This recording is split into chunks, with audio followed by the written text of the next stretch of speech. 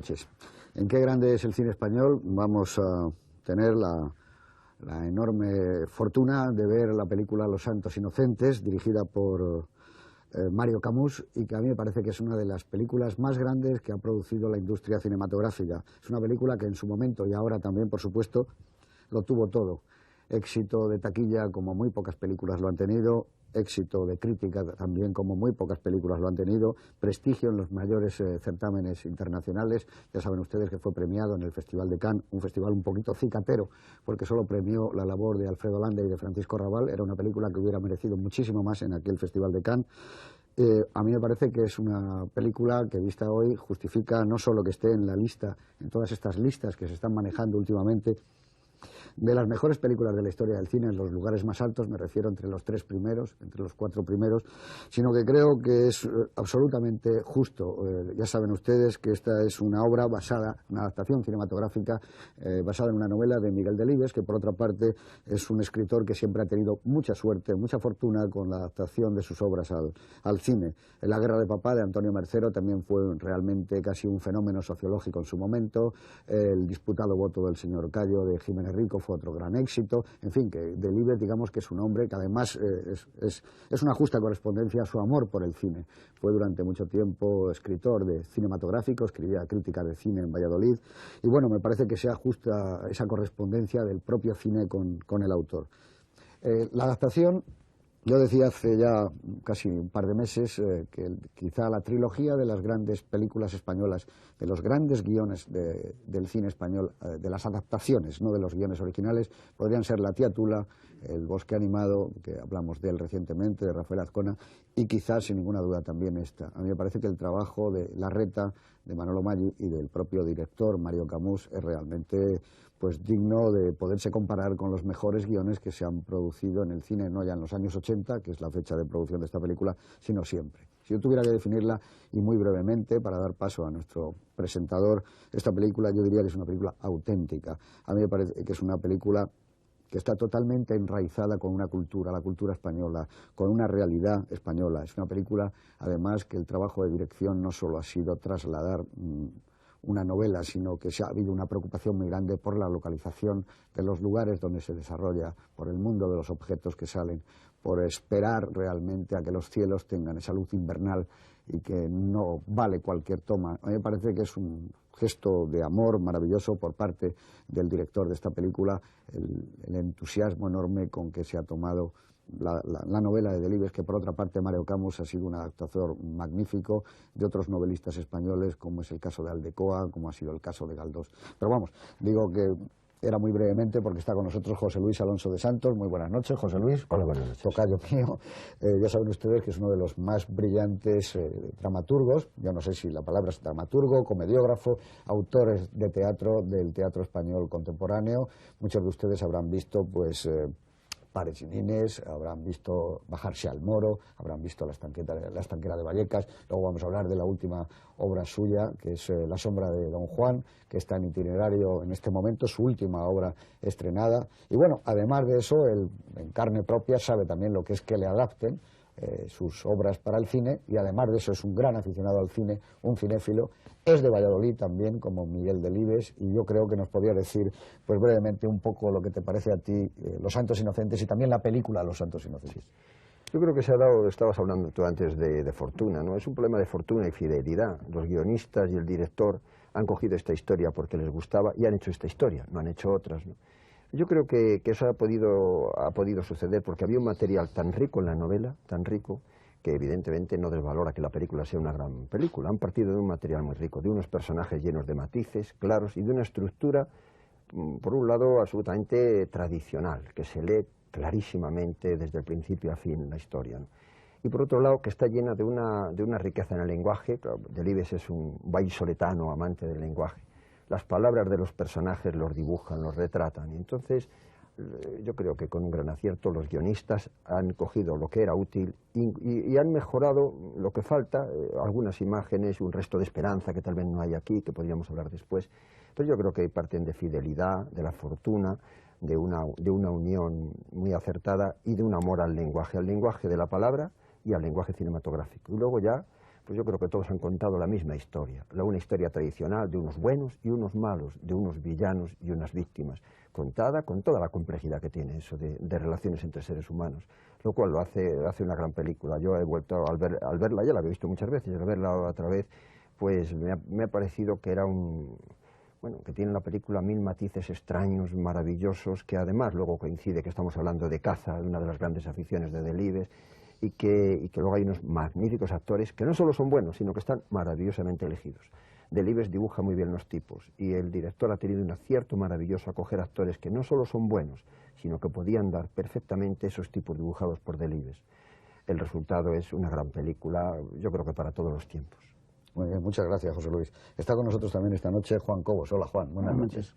Bueno, dinos algo de Los Santos Inocentes. Bueno, yo, ante todo, decir que soy un viejo amigo y admirador de Mario Camus y, por tanto, puedo ser incluso algo parcial.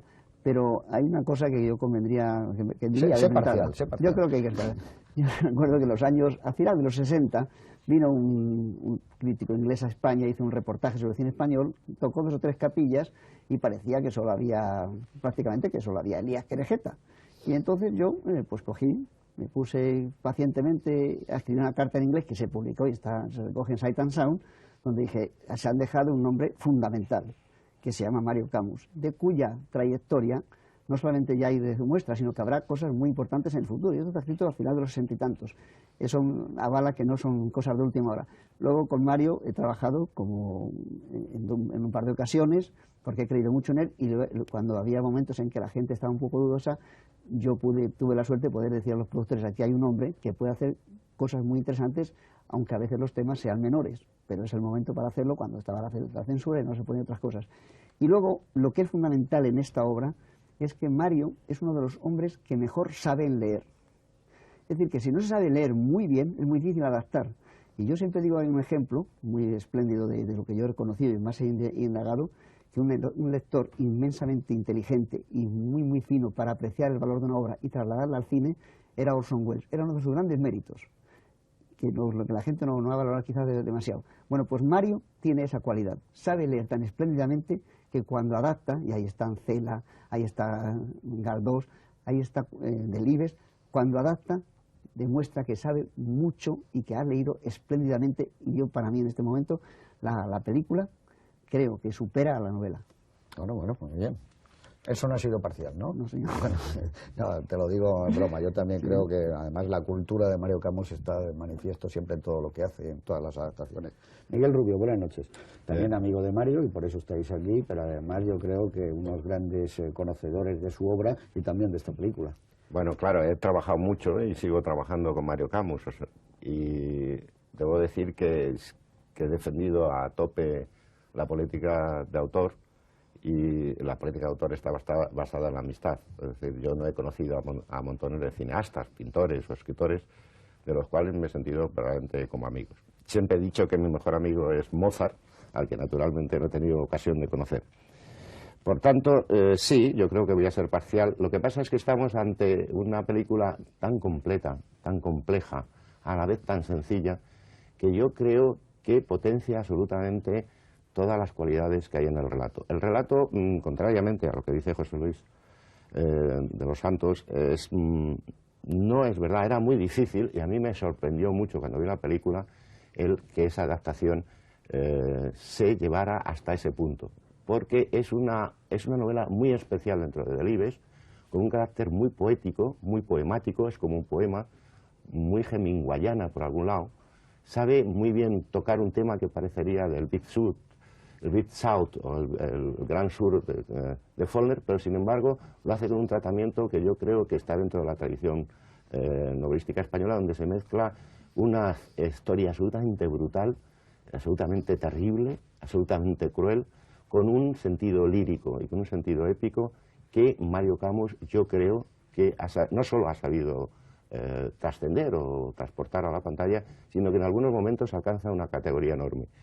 Yo creo que también esta película la intentó hacer durante 2 años y muchos productores no lo vieron. Sé también que Manolo Gutiérrez Aragón lo intentó hacer y finalmente, no sé por qué razones, supongo que por esas cosas que ha dicho Juan Cobos, del gran adaptador y el gran lector que que es Mario Camus.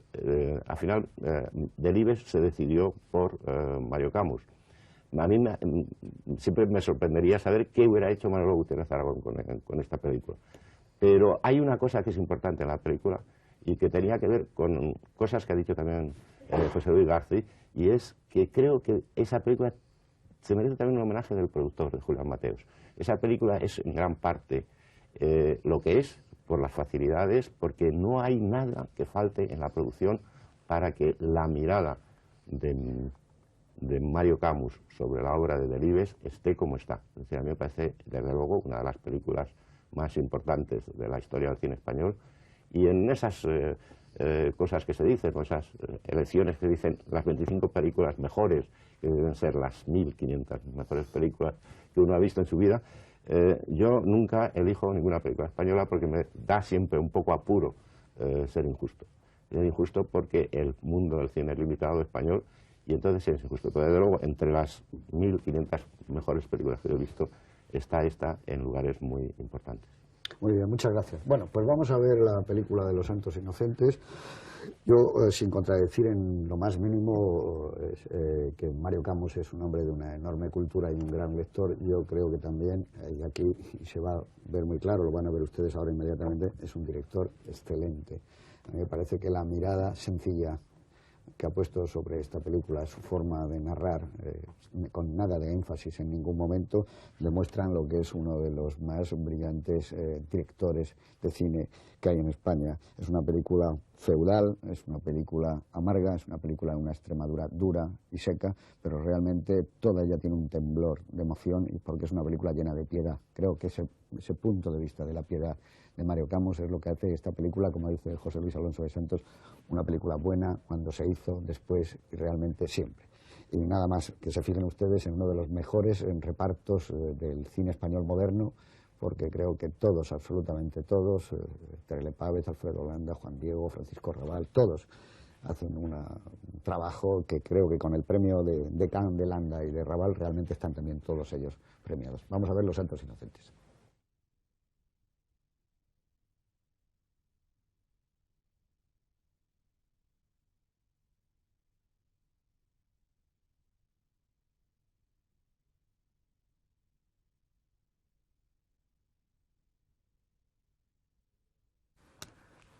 Bueno, pues después de ver Los Santos Inocentes vamos a mantener ahora un estupendo y relajado coloquio, digamos como viene siendo Norma, que es una película del año 1984, su año de producción, y que ese año, pues para centrar los acontecimientos que rodearon la filmación y la postproducción y el montaje de esta película, digamos que se celebró en ese año, lo cual nos parece hoy un tanto raro, pero se celebró una Olimpiada, la Olimpiada Blanca, los Juegos Olímpicos de Invierno, ni más ni menos que en Sarajevo, en Yugoslavia entonces. Es un año terrible porque fallece ni más ni menos que Julio Cortázar, uno de los más grandes escritores argentinos del siglo XX, sin ninguna duda, nacido en Bruselas, como ustedes saben, pero fundamentalmente argentino, y que deja detrás una obra gigantesca, y de la que, por destacar un solo título, diríamos Rayuela. También muere Jorge Guillén, nada menos que el autor de Cántico, un poeta de la generación del 27, vallisoletano, uno de los grandes de la poesía española. Muere también en ese año Múgica Laínez. También otro escritor, Mario Vargas Llosa, rechaza el cargo de primer ministro de Perú que le ofrece el presidente Belaúnde Terry. Ya estaba muy clara la vocación también política de ese gran escritor que es Mario Vargas Llosa. Rafael Alberti recibe ni más ni menos que el premio Cervantes. Se celebra el Festival de Cannes. La Palma de Oro es para la película París, Texas, de Wim Wenders. El premio de interpretación lo comparten Alfredo Landa y Francisco Rabal, precisamente por esta película que acabamos de ver, Los Santos Inocentes. Yo siempre digo que ese palmarés tendría que haber habido algo más para la película española, por el premio especial del jurado, o, bueno, o por qué no el primer premio. Desde luego, vistas hoy, no lo sé cuando el tiempo en qué lugar las va a poner. Evidentemente París, Texas es una gran película, pero yo creo que con el tiempo va a ir superándola a Los Santos Inocentes. El Atleti de Bilbao hace ni más ni menos que doblete, gana la Liga y gana la Copa, y gana además ante rival tan potente como fue el Barcelona de entonces, donde jugaban juntos Schuster, Maradona, etcétera. Digamos que se restauran, y hay una gran polémica, Las Meninas, quizá la obra la obra clave del arte, de la pintura española de todos los tiempos. Y bueno, hay una enorme polémica porque esa buena limpieza ha rescatado evidentemente detalles que había en la tela que nunca se habían podido ver y que vienen a dar la razón a la gente que estaba a favor de hacer este tipo de cosas. Muere Richard Barton, muere otro gran director, Sam Peckinpah, muere también un torero, Paquirri, en Pozo Blanco, en Córdoba, y Vicente Alexandre obtiene ni más ni menos que el premio Nobel de Literatura por Espadas como labios, por La destrucción o el amor, etcétera. Y digamos ya, para terminar, que se produce el asesinato de Indira Gandhi en Nueva Delhi, además por uno de sus escoltas, una de las personas que iban con ella. Ya saben ustedes que era la hija del pan del Nehru. Digamos que también muere Claudio Sánchez Albornoz, uno de los grandes historiadores españoles, bueno, pues que cuando viene del exilio obtiene el Príncipe de Asturias. Este es el mundo en que estamos en el año 84. Y para terminar, digamos que se celebra también en Los Ángeles la Olimpiada, los Juegos Olímpicos. La gran estrella, naturalmente, es Carl Lewis, que obtiene, como en los viejos tiempos hiciera ni más ni menos que el gran saltador, pues 4 medallas de oro. Nada menos que en 100, en 200, el relevo de 4 por 100 y la longitud, igual que ya digo que Jesse Owens. Y que bueno, es un año bastante bueno para España porque el baloncesto juega el equipo español ni más ni menos que la final contra Estados Unidos en la medalla de plata, y Abascal, uno de los grandes atletas nuestros de todos los tiempos, pues consigue en la prueba reina, en los 1500, entrar el tercero, la medalla de bronce. Este es el año 84, este es el año en que se ruedan Los Santos Inocentes. Cuando estábamos viendo ahora la película, estábamos comentando que teníamos la sensación de que nunca se sabía, y es un acierto, en qué época exacta se desarrolla esta película. Los años 50, los años 60, los últimos años 60, decía Alonso de Santos, no aparece la televisión, pero el tren que aparece en cambio sí puede ser ya de los 60, el uniforme que tiene el chico. Yo creo que el situarla en el aire, en el tiempo, es uno de los grandes aciertos, ¿no crees tú, Miguel? Sí, yo creo que sí, yo creo que... ¿Tú en qué época te la imaginas, esta película? No, yo creo que es los 70. ¿Los 70? Sí, finales de los 60, principios de los 70, yo creo que sí. Aunque algún dato comentaba, creo que era Juan Cobos, que dice que el momento en que la gente del campo pasa a la ciudad o quiere evadirse de la situación en la que vive y vivir otra vida, sí creo que podría datarse entre los 60, entre el año 60 y el año 70. Hay algunos datos como la fábrica de conservas y los autobuses, el tren que has dicho tú y otras cosas que indican que sí, que nos acercamos mucho a los 70. Es muy difícil, pero sí es verdad que la película está en ese terreno en el que se va a desarrollar completamente, que es un terreno de leyenda. Yo diría que es un cuento de hadas terrible. La ayuda a la fotografía y la luz. Sí, ¿no? Yo creo que hay que decir una cosa y explicar, y es que el equipo tuvo suerte. Aparte que el equipo es perfecto, que Hansi Burman hace una extraordinaria fotografía. A mí me encanta la música de ese gran cinéfilo que es Antón García Abril. La ambientación de Rafael Palmero es espléndida también. Yo creo que tuvieron la suerte de que ocurrió como este año, es decir, que hubo un año, el otoño e invierno en que se rodó, tuvieron la suerte de muchas lluvias, estuvo muy nublado, y tanto es así que a veces no podían rodar, o sea, no podían rodar porque estaba demasiado, muchas nieblas, y ese paisaje neblinoso, nuboso y de lluvia da a la película, le otorga esa calidad poética especial que tiene, en eso que yo definiría como un cuento de hadas terrible. ¿Tú ves algo de esto, de cuento de hadas? ¿Veis vosotros? Yo por mi parte, es decir, aunque no soy muy brillante poniendo las ideas, pero creo que si yo tuviese que ir a una universidad de alguna parte del mundo y explicar España, yo creo que la explicaría con esta película. Y además la explicaría en clave realista. Es decir, están casi todos los datos que han configurado para mí lo que ha sido la España sobre todo hasta los años 70 y tantos, 80, es esa España. Es decir, es una España de latifundios, es una España de gente acobardada, como feudal, como has dicho, José Luis, al comienzo. Es una España de desigualdades inmensas. Es una España donde los pobres no tienen derecho a la educación y persiste la idea de los ricos de que la educación puede hacerles perder el poder que ejercen sobre los pobres. Es una España donde los pobres viven en casas como esa que vemos de pizarra y de paja.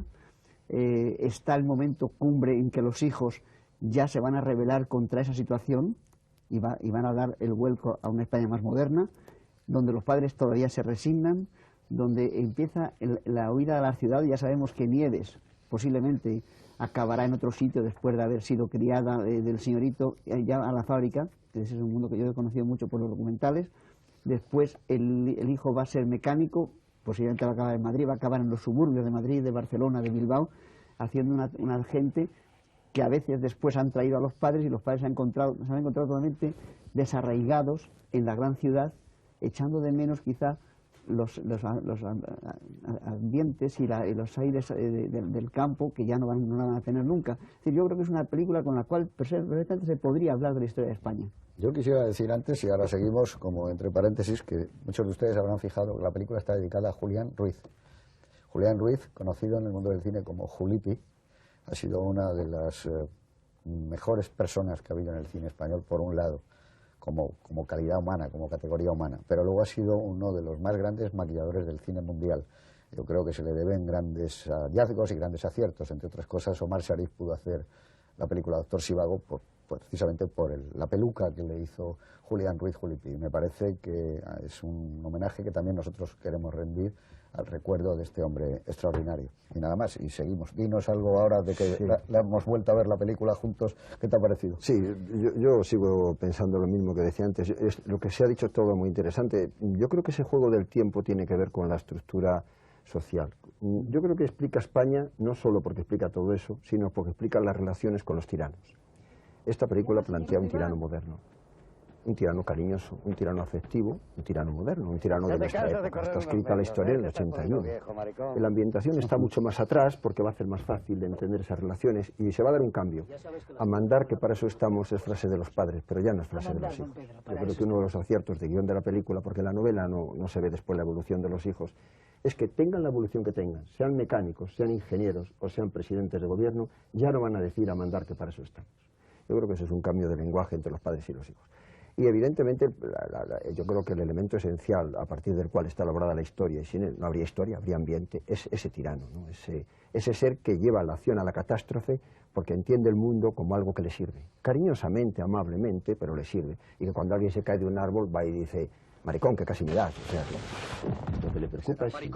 Y que no solamente ve el mundo en función de sus intereses, con todo el cariño de un tirano moderno. Los tiranos antiguos no eran así, los tiranos modernos son así. Lleno de cariño, lleno de palmadas y lleno de propinas, trata a los demás como siervos. Yo creo que sí, eso hace la película absolutamente actual, porque el mundo entero, no solo España, está lleno de tiranos así. Eso hace que el espectador... Sucede una cosa tremenda. Cuando yo vi esta película la primera vez en el cine, cuando ahorcan a este señor, la gente le gustó. O sea, un crimen. Es un crimen, es un crimen, es un crimen. En la novela pone el crimen. Es un crimen que la gente ve como un acto de justicia. No, ¿por qué? No porque haya tiranos así, sino es que es un tirano desmedido. Una vez que el otro se ha roto algo, en vez de cuidarle, sigue con su deseo hasta más allá, eso, y paga el precio de lo desmedido en la tragedia, no lo paga con la vida. Va más allá hasta para ser tirano hay que tener una medida, ¿no? Entonces yo creo que ese juego, por eso esos cambios de tiempo, que en la novela ya están y que en la película se acentúan, porque en la novela, al no existir los hijos mayores, solamente la etapa primera, no existe ese tren, no existe esos planos, ¿no? La novela está situada más atrás y yo creo que luego, con muy buen acierto, los guionistas hacen como tres mundos. El mundo de esos, cuando son pequeños, de esa pequeña realidad, de esa primera realidad, el mundo de los hijos, después cuando ya España y el mundo está despegando, y el mundo, el punto de vista del novelista, del director de cine, de los guionistas, desde hoy sobre todo eso. Yo creo que hay un punto de vista actual. La película trata de un tema antiguo, una ambientación antigua, con unos climas antiguos, con un punto de vista absolutamente moderno y nos atreveríamos a decir hasta un mensaje. Si os tratan así, ahorcarles. ¿Qué dentro de ese mensaje? El otro día me contaba una anécdota César Alonso de los Ríos, el periodista, y me decía que había visto la película con Delibes y que se había sentido muy conmovido en el sentido negativo, no positivo de la palabra, cuando la gente aplaudió el momento en que Azarías ahorca a Iván el Señorito, porque le sorprendió mucho, es decir, porque él no pretendía eso, es decir, eso sí, que en él no había esa intención, porque yo creo que lo de los jóvenes es verdad, pero lo de los jóvenes hace que la película tenga una estructura. cosa que no tenía como estructura de guión la novela. El hecho de haber planteado ese asunto, fijaros que además no lo plantea solo a través de los hijos de esta familia, de Paco el Bajo y de Regula, ¿no? También el papel que hace esa maravillosa actriz y guapísima mujer que es Maribel Martín, porque la verdad es que es guapísima, tiene una clase especial dentro del cine español, también es distinta. Es decir, la hija pequeña también es distinta y hay una cierta relación entre ellos. Es decir, España va a cambiar, la gente va a cambiar y todo ahí está cambiado. Pero yo creo que el tema fundamental de la película es que no es, yo no lo diría como tú, José Luis, yo creo que hay una mirada muy omnicomprensiva para todo y en eso sí que está la visión de Delibes. Yo creo que hay, digamos, 4 o 5 elementos que explorar. Por un lado, los ricos, es decir, los terratenientes, por otro los pobres, por otro la burguesía, que está muy bien retratada a través del personaje de Agustín González, las relaciones de sometimiento al señorito, intermedio. Los hijos y un tema que es absolutamente fundamental y que da sentido, es como una campana que rodea, es como algo que envuelve toda la película, que sí es importante en Delibes, que es la naturaleza. En ese juego de la naturaleza los personajes aparecen tal y como son. Es decir, es verdad que están muy llevados por las relaciones sociales, por las relaciones de poder, por la relación del reparto de la tierra, ¿no? El reparto de la tierra que ha sido fundamental en la estructura social siempre. Pero que eso tiene sentido en el sentido encerrado en la naturaleza. Todo el tratamiento visual que hace la película es absolutamente basado en ese tema que está por encima de todos. Es decir, en la naturaleza pueden producirse todos los crímenes, esa especie de horror del tipo que no ha podido matar a ningún palomo, que de pronto ve a la Milana y le pega un tiro. Por cierto, habría que hablar de esa escena que es una maravilla, cómo la trata Mario Camus de espaldas. ¿Por qué? Pues lo trata así justamente porque para que no se le vea la atracción.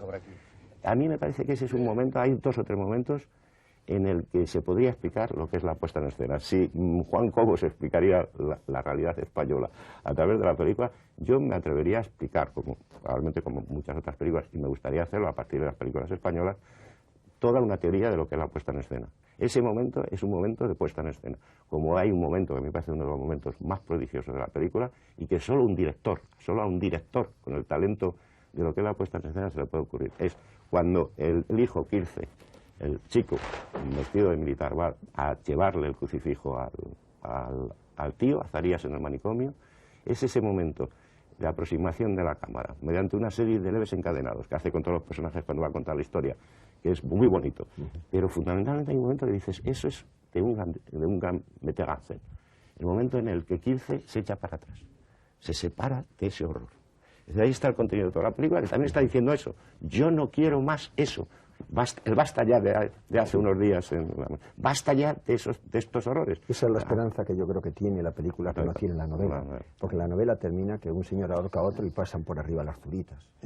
Muerte y naturaleza. Y en la película hay otra cosa, evidentemente. Por eso decía yo, cuando decía que era un gran lector, yo me refiero siempre a los hombres de cine, que son tan grandes lectores, que saben tomar un tema literario y recrearlo.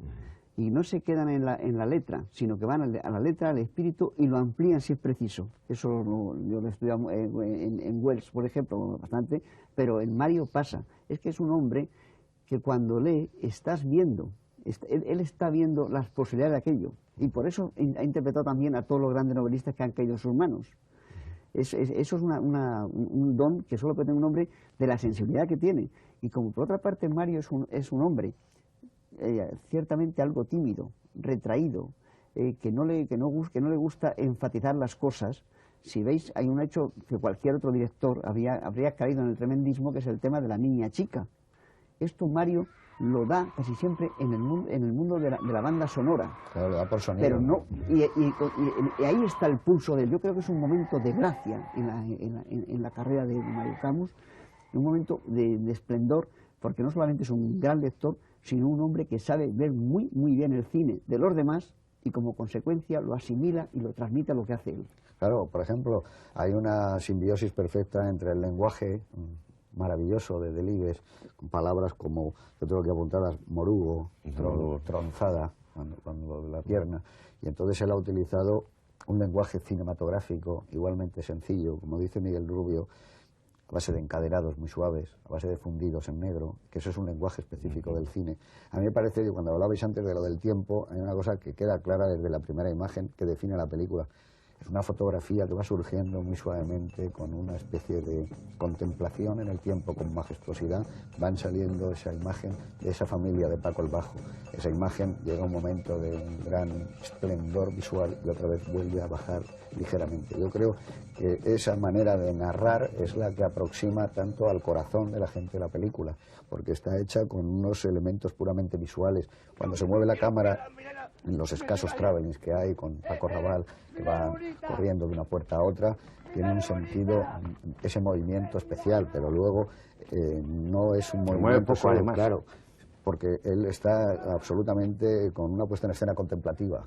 Y entonces, yo decía antes de piedad, hay momentos cuando están diciendo la C con la O, no, pues es CO, y esto habría que hablarlo. Todo ese mundo está llevando a algo que tiene resonancias en España, en la literatura española, en Baroja, más atrás, y esa me parece que ha sido la línea mejor del arte español, porque lo que está esta película entroncada es con el realismo auténtico, ¿no? Y sobre todo con un lenguaje puramente cinematográfico. Y por eso le gustaba tanto a él, es decir, Aldecoa y Mario eran íntimos y además eran como almas gemelas, y Mario aprendió mucho de Aldecoa, y a su vez, cuando nosotros llegamos a entrevistar a Aldecoa sobre cine, y Aldecoa había aprendido mucho a través de Mario.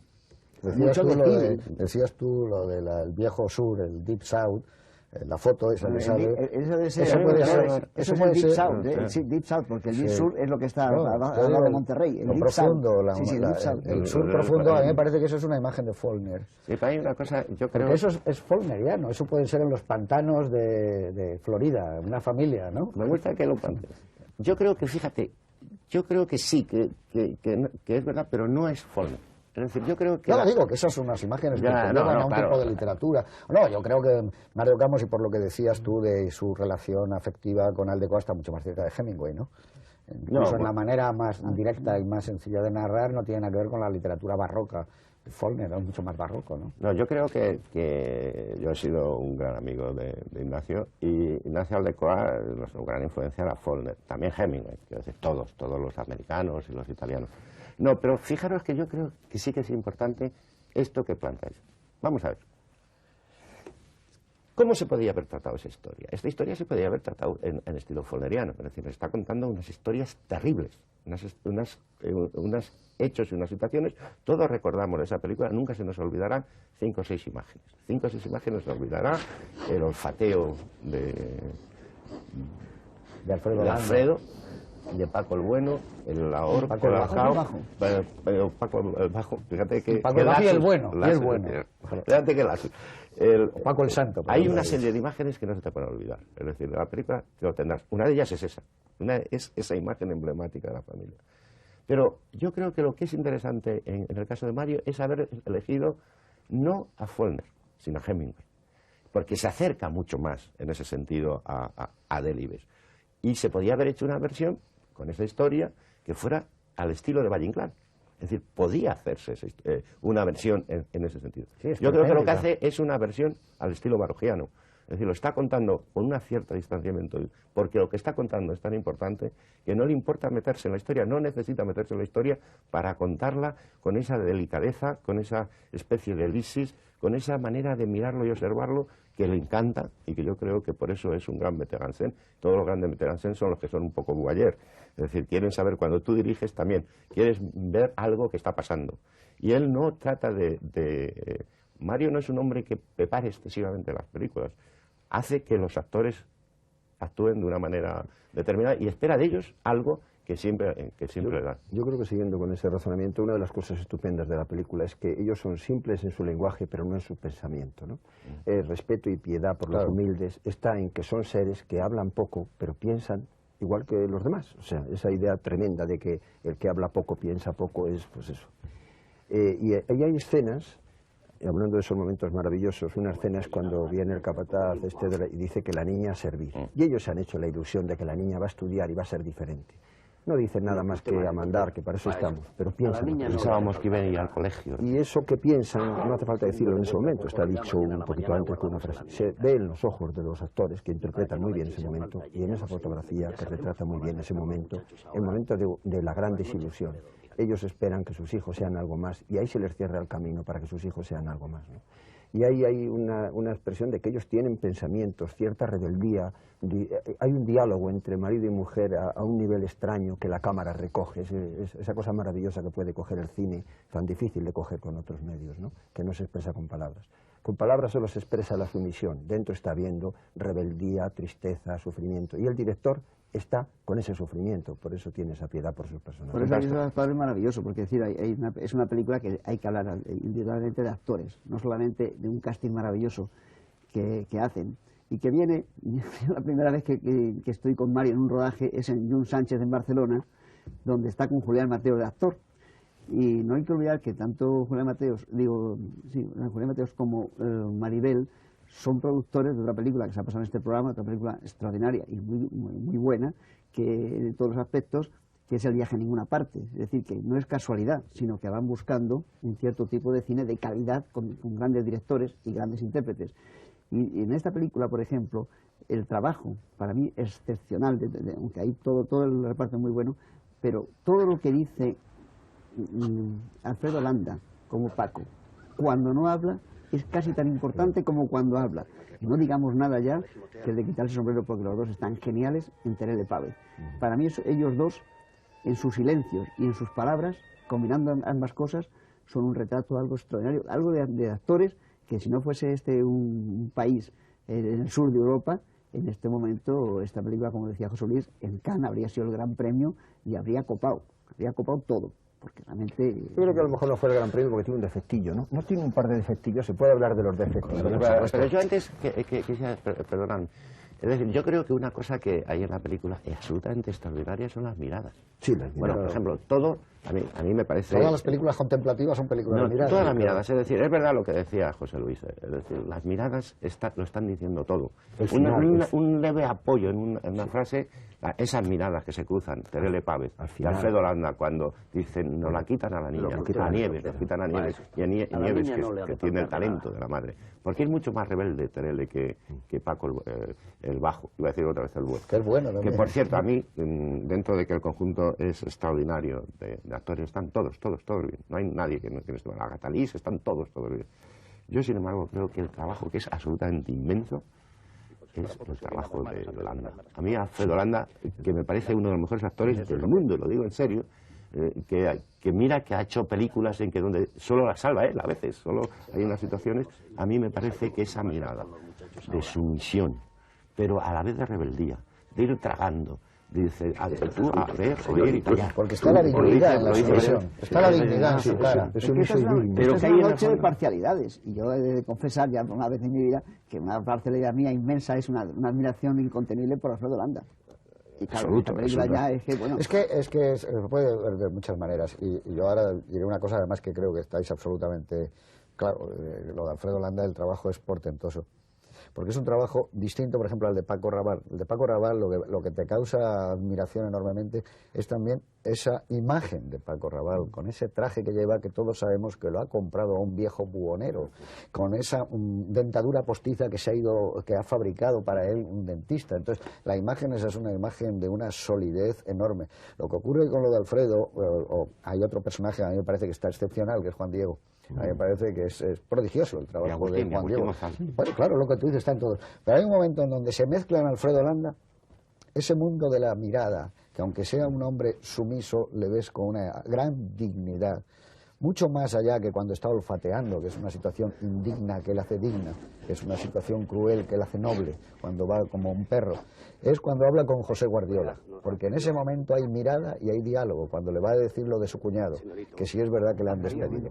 Esa escena entre él y Guardiola es donde, además del pensamiento, tiene la palabra, y entonces la mezcla es tan perfecta entre la palabra y cómo dice esa palabra y con qué pudor habla, y el pensamiento suyo que está negando a veces incluso ese pudor de la palabra. Creo que es el momento clave de dirección de actores, y sobre todo de que la valorización de un actor, pues claro, en ese momento probablemente, y se tiene que enfrentar, ya lo vemos con el tiempo, con alguien como Bajo el volcán, que me parece que era Albert Finney, y entonces claro, la diferencia entre Alfredo Landa y Albert Finney es abismal a favor de Alfredo Landa, porque claro, su interpretación es infinitamente más difícil, más complicada, pero a la vez es más clara, porque todo el mundo lo entiende, no hace falta que explique nada, y esa rebeldía incluso que tú decías, que él es más rebelde, y le mira, siempre le mira, cuando hace una transmisión la mira, más débil que su mujer, precisamente porque sabe que él no tiene que contemporizar, es el pater familia, eso es muy español también, es decir, que la mujer sea más rebelde y más fuerte que el hombre. Muchos hombres estamos sustentados por mujeres, incluido el propio Mario Camus, que tiene una mujer maravillosa que ha sido decisiva en su carrera y que la ha apoyado siempre y que ha sido su sostén en los momentos de decaimiento, de falta de trabajo y tal. Es que eso es muy español, es decir, no creo que ninguno de nosotros podamos decir que nuestras mujeres no hayan sido, han tenido esa fortaleza siempre ellas, mucho más que nosotros somos más obedientes. A mí me gustaría, lo que decías tú, José Luis, y me parece muy interesante, hay dos momentos que son absolutamente prodigiosos de Landa. Ahí ya no es Mario Camus, es Alfredo Landa. Yo puedo encontrar un actor para hacer de Azarías con todo el cariño, el respeto, la admiración, y además somos muy viejos amigos que tengo por Paco Rabanne. El personaje de Azarías es difícil imaginarse a otro actor, pero es posible. Ahora, yo no me puedo imaginar a nadie que haga el papel de Paco el Bajo. Y eso es lo que me parece un gran actor. Voy a poner dos casos, los dos accidentes. ¿Recordáis la mirada con la que mira cuando se cae del árbol la primera vez? Y se da cuenta de que todo eso que es importante en su vida, que es el mejor secretario del mundo, cosa que es un tema muy importante en Mario, que es verdad que trata del mundo de los perdedores, pero también le gustan mucho los profesionales, y hay una especie de homenaje a los profesionales, incluso a Diego, a Juan Diego. Incluso igual, el señorito habla con una admiración porque es uno de los mejores cazadores de España, es un número uno como cazador. Hay un momento de admiración de Juan Diego cuando mira a Paco Rabanne, cuando la Milana le cae encima de ese, que es un prodigio, diciendo, será un tonto, será un retardado, pero este es un tipo que tiene un dominio, es decir, es un profesional en algo. Ese momento en el que parece que se le rompe todo y que se da cuenta del peligro, y la segunda vez que se cae, duele mucho, señorito, cuando dice, ya se me ha acabado, por lo cual yo era importante. Ese momento solo un actor de las cualidades de Alfredo, es decir, puede hacer eso, porque eso es él, y no está en el texto, no está ni siquiera. Hay una cosa del director que es el respeto de Mario. Mario ha respetado mucho porque busca que el actor saque algo. Hay dos momentos en la carrera de Landa para mí geniales, que son esta película y el Crack. Ahí de verdad te dice, bueno, hay un actor impresionante, respetado por sus directores, que es fundamental para Lo que pasa es que antes decías tú una cosa que me parece que era muy importante. Yo creo que la dirección de actores parte por una selección. Es decir, el trabajo ya de Mario Camus previo, igual que él ha tenido que esforzarse con el director artístico en unas localizaciones especiales que nos hacen a todos creer esa historia, darle autenticidad a esa historia, la elaboración de ese reparto ya implica que cuando él pone su mirada sobre un actor y es ese y no otro, la elección que ha hecho está diciendo, así veo yo ya a Paco el Bajo, y ya lo veo de esa manera. Y no solo eso, sino voy a respetar su talento de actor, pero además lo voy a colocar en el mejor cuadro. Le voy a dar el mejor tamaño continuamente para que él se pueda expresar, y eso lo ha hecho con todos, porque Juan Diego tiene momentos que es que yo creo que dejan de ser actores. Es decir, totalmente creíble. Claro, por eso solo se puede hacer con actores. Si eso lo haces con gente que no es actor, de alguna manera te parece que no son actores. Tienes que ser unos actores realmente profesionales para que te transmitan ese mundo que está pasando continuamente por ellos. Entonces creo que la selección de actores, como la selección de los objetos, como la selección de los escenarios, la elección de los cielos, que también es una elección, porque como tú comentabas, Si es un año muy complicado, pues a lo mejor no puedes rodar a las 10 de la mañana, ni a las 11, ni a las 12, y tienes que esperar que haya un cielo nuboso especial, que es el que va a dar una luz también especial a la gente que estás retratando. Entonces, claro, todo eso es un conjunto que es lo que yo creo que hace la verdadera puesta en escena. Que la puesta en escena no solo nace con decir aquí va a ir la cámara y vamos a hacerla en este tamaño, sino que previamente se ha ido creando algo alrededor de por qué vas a poner ahí exactamente la cámara con ese objetivo. Elegir a Terele. Bueno, está asombrosa. Yo antes de esta película... Ha quedado a lo mejor algo injusto el que estamos hablando, a lo mejor de Terele más y de Juan Diego y de Alfredo. Hay un momento, yo estoy recordando, de Paco Raval con la niña en brazos recostada en el árbol. Bueno, eso es un momento de escalofrío. Es una especie... Ese momento que luego llega el chico también y le cubre un poco las... ¿Cómo dice de espaldas Paco Raval? Eso dice la niña chica llora porque me han matado a la Milana. Eso que dices, me da mi pie a decir que todo lo que has dicho está bien. Cada uno se queda con la parte de las historias que más le conecta con su sensibilidad. A mí me parece que son unos actores geniales, diciendo un texto genial.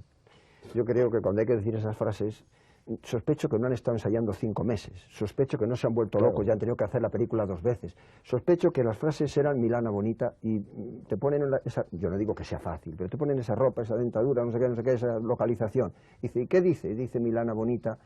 Y es más fácil de hacer que si dice algo que tienen que estar 2 meses desentrañando qué quiere decir. Y sobre todo, José Luis, y eso que es tu mundo, yo creo que es más fácil de hacerlo en ese lugar y no en un decorado. Claro, o sea, porque el clima te está ayudando, el tempo cinematográfico de hacerla allí y no en otro sitio. Yo creo que las frases tienen... siempre que tenemos color de teatro. Sí, no, yo creo que tiene tiene la sencillez de lo bueno. Entonces, las frases dibujan tanto a los personajes que no está aquí Landa, seguramente él no lo diría. Sospecho que no le ha costado tanto trabajo. Claro. Sospecho que hay películas que han salido mal, porque ha hecho muchas muy malas también, que le habrán costado un trabajo tremendo y luego no han salido. Porque es que el texto arrastra un poco la historia es tan bonita, yo defiendo yo estoy de acuerdo contigo, la historia es una maravilla. Cuando veo una película, lo que veo es la historia, porque hagan lo que hagan, digan lo que digan, pongan la luz que pongan y pasen los pájaros que pasen, como aquello no me cautive, porque haya un incidente, porque las palabras estén llenas de emoción y porque los ojos dicen, pero las palabras también dicen, o los silencios de las palabras.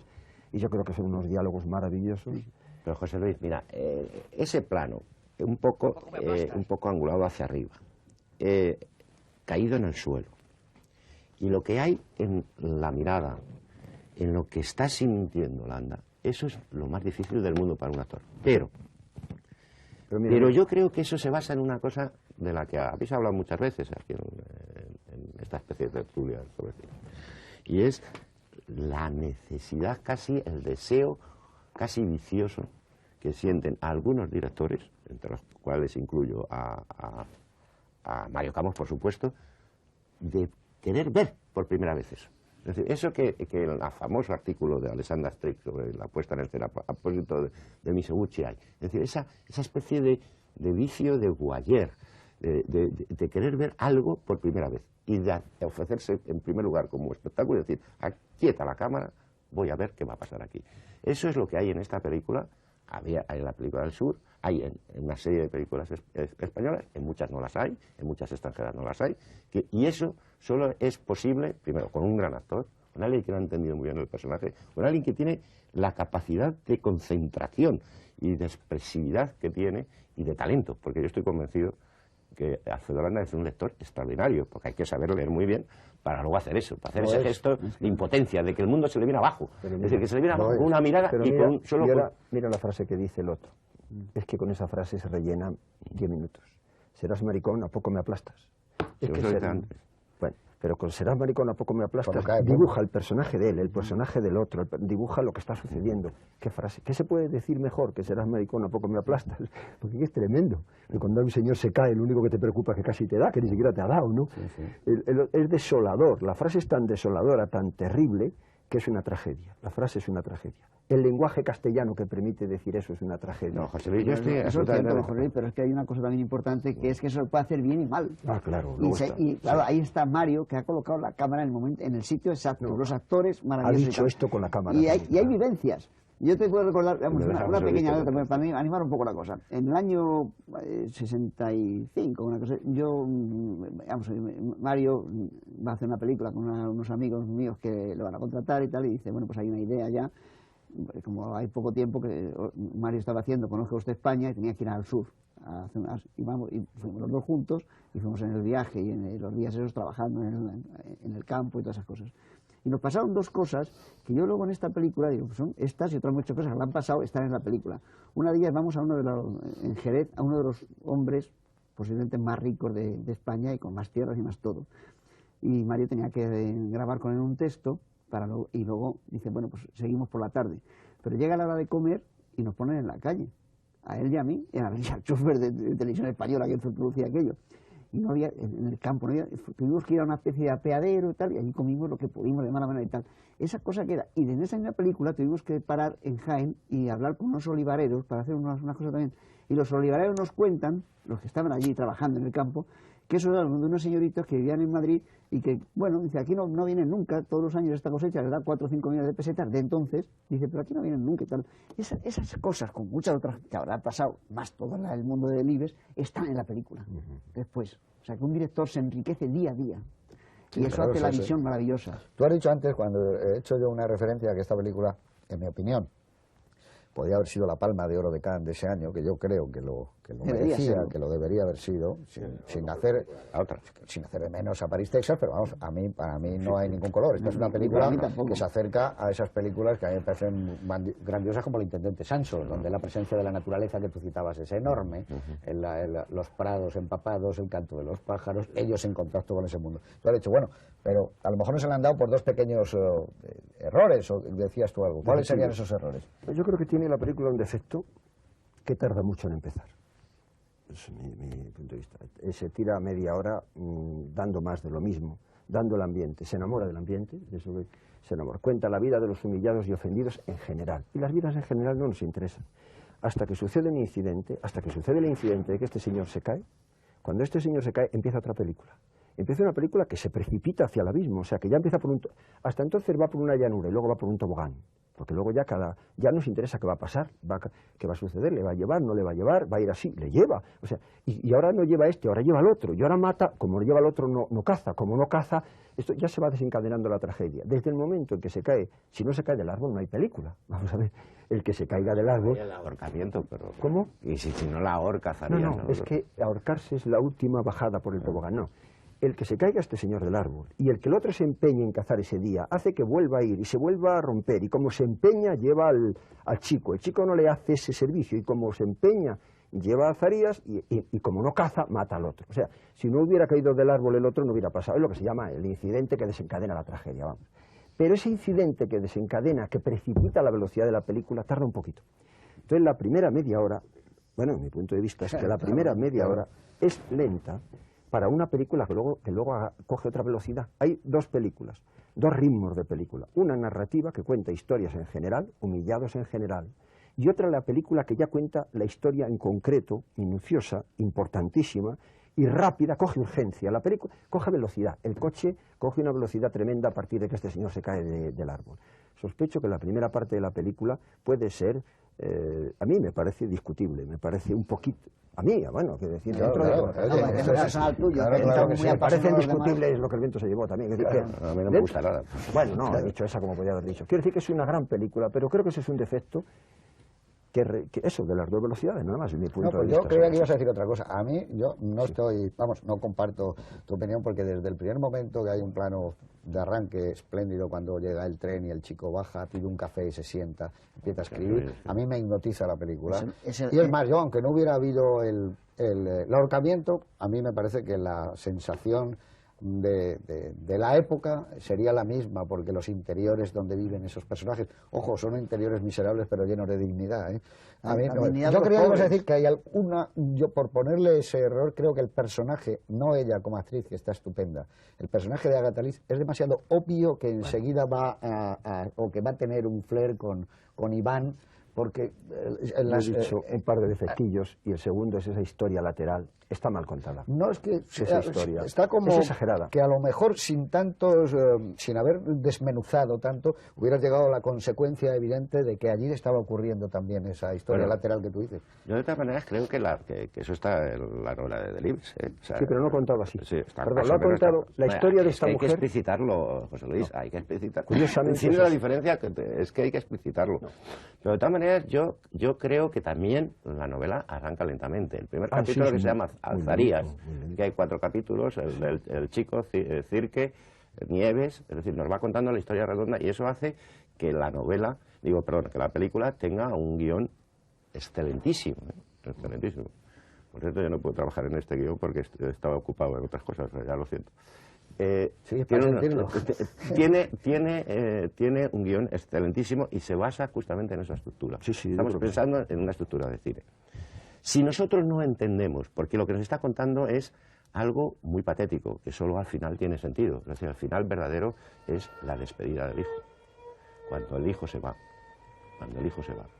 Esa mirada entre los dos, entre Terele Pávez y Alfredo Landa, lo está diciendo todo, solos y de vuelta a la raya.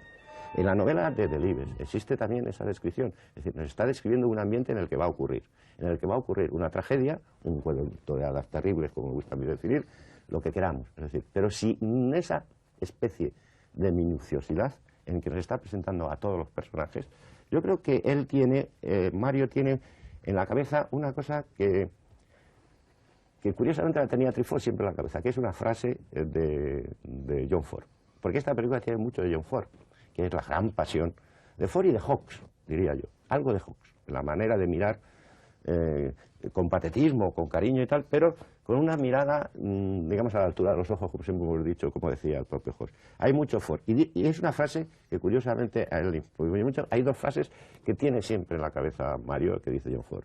Y la película tiene ese lado a la vez simpático, es decir, es que los malos, los villanos que tú dices, José Luis, no son tan malos, y ya sé que lo dices, ya sé que lo matizas. Es decir, que tiene un lado simpático, que los entiendes. Es decir, hay una manera de comprender a todos, y si no nos presentamos todo eso bien, no nos vamos a enterar de por qué ocurre con Paco el Bajo, qué ocurre con el señorito, qué ocurre, las diferencias que hay ahí en ese mundo que también, como habéis descrito vosotros antes muy bien, está tratando de una España de siempre y de una España muy concreta, que es de los años 60, 70, con una guerra civil, etcétera. Bueno, pero la frase la voy a leer porque dice, filmar, dice el Ford, personajes simpáticos sometidos a situaciones interesantes.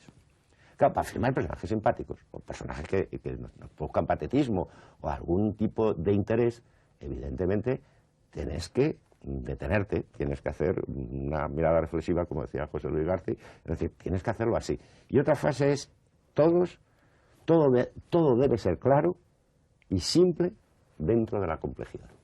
Bueno, esta es una definición, esto lo dice Ford, y esto es una definición de esta película.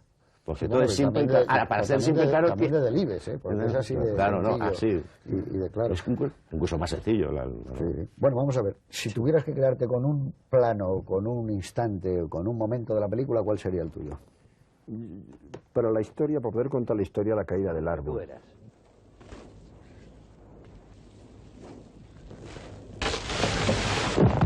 Serás maricón. ¿A poco me aplastas?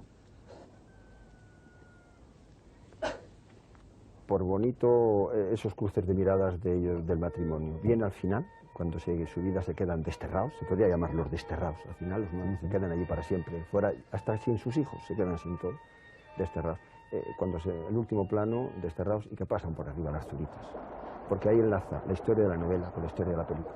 El final de las zuritas es de la novela, pero el final de ellos desterrados es de la película. Y enlaza todo. Ese plano final, mirándose, el hijo se ha ido. El final de la historia, que luego el hijo se le ve. El final de la historia es muy bonito.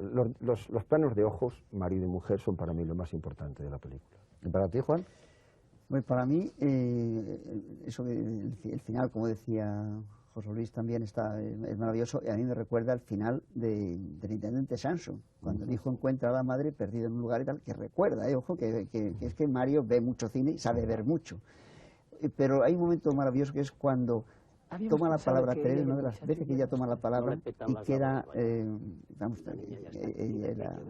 mujer, y queda Paco el Bajo en silencio, cuando se dan cuenta de que, ante el capataz, ante Pedro, que no va a poder estudiar la niña, ese momento me parece algo extraordinario, pero algo maravilloso, cómo está Teruel, cómo está Teruel Paz y cómo está Alfredo sin hablar. Y hay otro momento muy clave para mí, que es cuando el señorito, o sea, cuando Iván